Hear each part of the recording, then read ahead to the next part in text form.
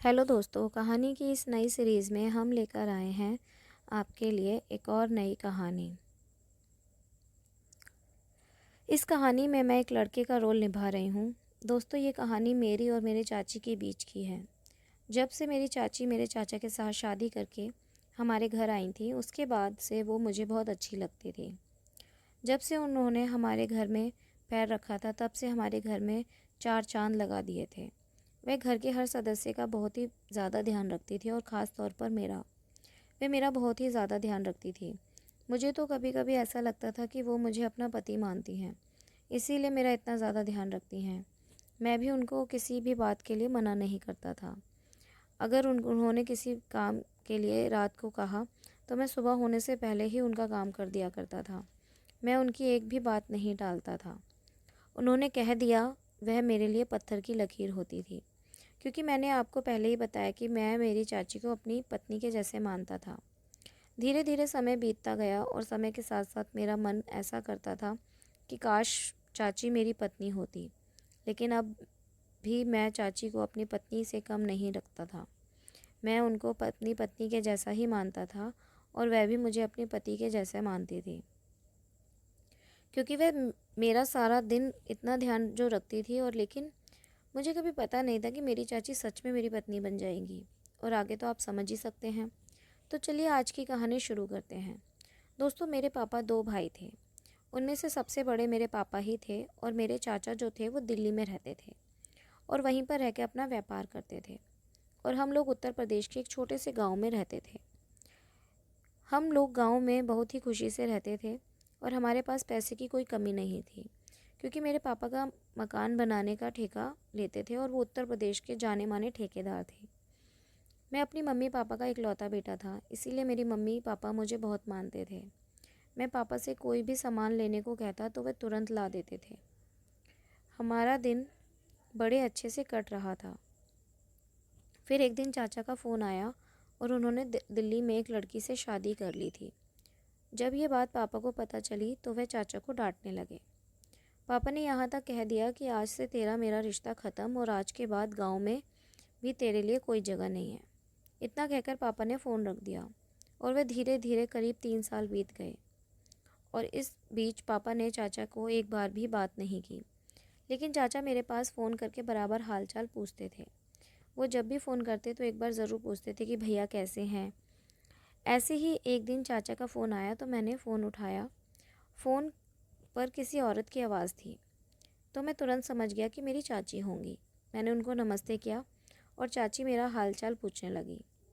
फिर करीब आधे घंटे तक हमारी बातचीत होती रही। तभी चाची बोली, छोटू तुम तो बड़े क्यूट लगते हो। मैंने कहा, चाची अभी तक तो तुमने मुझे देखा ही नहीं है, जो तुम्हें कैसे पता चला कि मैं क्यूट हूँ। तो चाची बोली, मैंने फ़ेसबुक पर तुम्हारी फ़ोटो देखी है। तभी मुझे याद आया कि मैंने अपने फ़ेसबुक पेज पर कुछ फ़ोटो डाल रखी हैं। मैंने कहा, चाची तुम फ़ेसबुक चलाती हो? तो चाची बोली, हाँ। उसके बाद कुछ देर बाद बात करने के बाद हमने फ़ोन रख दिया। एक दिन शाम को जब मैं और पापा खाना खा रहे थे, तब मेरी मम्मी पापा बोले, 3 साल हो गए हैं लेकिन आपने अपने भाई से बात तक नहीं की, आखिर कब तक उससे नाराज़ रहेंगे? तो पापा बोले, मैंने तुमसे कितनी बार कहा है कि उसके बारे में मुझसे बात मत किया करो। तो मम्मी बोली, क्यों ना करूं, आखिर वह आपका छोटा भाई है। तो पापा बोले, अगर वह मुझे बड़ा भाई समझता तो बिना मुझे बताए शादी नहीं करता। मैंने और मम्मी ने मिलकर पापा को मनाने की बहुत कोशिश की, लेकिन पापा चाचा को माफ़ करने के लिए बिल्कुल भी तैयार नहीं थे। रात को मैं अपने कमरे में सो रहा था, तब चाचा का फ़ोन आया, पर वे बहुत घबराए हुए थे।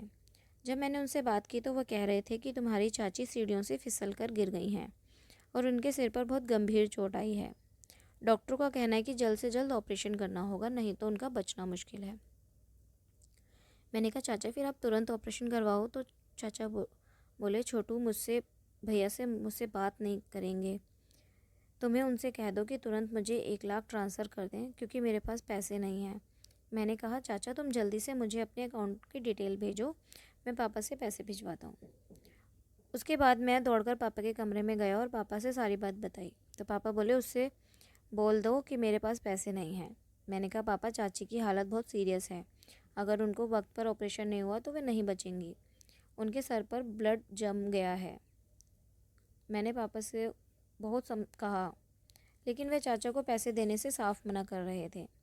उसके बाद मैं अपने कमरे में चला गया और मैं सोच ही रहा था कि चाचा के लिए पैसे का इंतज़ाम कहाँ से करूँ। तभी मेरे व्हाट्सएप पर एक वीडियो आए और जब मैंने उस वीडियो को देखा तो मेरे पैरों तले ज़मीन खिसक गई। उसके बाद मैं दौड़कर पापा के कमरे में गया और ये वीडियो पापा को दिखाया। वीडियो देखने के बाद पापा और मम्मी की आंखों में आंसू भर आए। दरअसल ये वीडियो चाचा ने भेजा था और उसमें वीडियो ने उन्होंने चाची के बारे में कुछ ऐसी बातें बताई जिसको सुनकर पापा का भी सीना गर्व से चौड़ा हो गया था। चाचा ने उस वीडियो में कहा, भैया मैं अपने एक दोस्त की शादी में गया था। मेरे दोस्त ने दहेज में 15 लाख मांगे थे। जब बारात लड़की वाले के घर पहुंची तो पता चला कि लड़की वाले दहेज के 15 लाख की व्यवस्था नहीं कर पाए हैं और ये बात मेरे दोस्त को जब पता चली तो वह शादी करने से मना कर दिया।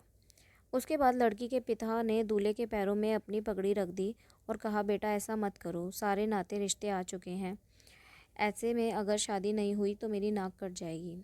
उसके बाद मैंने अपने दोस्त को समझाने की बहुत कोशिश की, लेकिन उन्होंने किसी की बात नहीं मान रहा था और बारात लेकर वापस लौट आया। ये सब देखकर मुझे बहुत बुरा लग रहा था और घर से बारात वापस जाते देख लड़की का पिता अपनी जान देने के लिए कुएं में कूद गया। उसके बाद बड़ी मुश्किल से उसकी जान बची और लड़की का पिता कह रहा था कि मुझे चले जाने दो, अब मेरी बेटी से कौन शादी करेगा। उसके बाद मैंने कहा, आप परेशान मत होइए, मंडप भी रहेगा और शादी भी होगी, मैं करूँगा आपकी बेटी से शादी। जब ये सारी कहानी पापा ने देखी तो वे अपनी आंखों में आंसू रोक नहीं पाए। उन्होंने तुरंत चाचा को फ़ोन किया और उनसे बात की। उसके बाद उन्होंने तुरंत पैसे भी भिजवा दिए और चाचा से बोले, जैसे ही बहू ठीक हो जाए तो उसे लेकर तुरंत घर आ जा। फिर कुछ दिन बीतने के बाद चाचा चाची को लेकर घर आए। जब पापा ने चाचा को देखा तो उन्हें गले से लगा लिया और कहा, भाई तुमने एक बाप की जान और इज्जत दोनों बचाई हैं और एक लड़की की ज़िंदगी को भी बचाया है। मुझे तुम पर गर्व है। उसके बाद फिर से हम सब एक साथ हंसी खुशी रहने लगे। लेकिन आपको पता ही है कि खुशियों की को भी नज़र लग जाती है। उसके 2-3 महीने बाद भी मेरे चाचा का इतना भयंकर एक्सीडेंट हुआ कि वे इस दुनिया में नहीं रहे। उसके बाद मैं और मेरी चाची बिल्कुल अकेली हो गई और 6 महीने तक ऐसा ही चलता रहा। जब घर वालों को कुछ नहीं सूझा तो उन्होंने मेरी शादी मेरी चाची से करवा दी और मेरी चाची भी इस बात से राज़ी थी और हम दोनों पति पत्नी की तरह हो गए।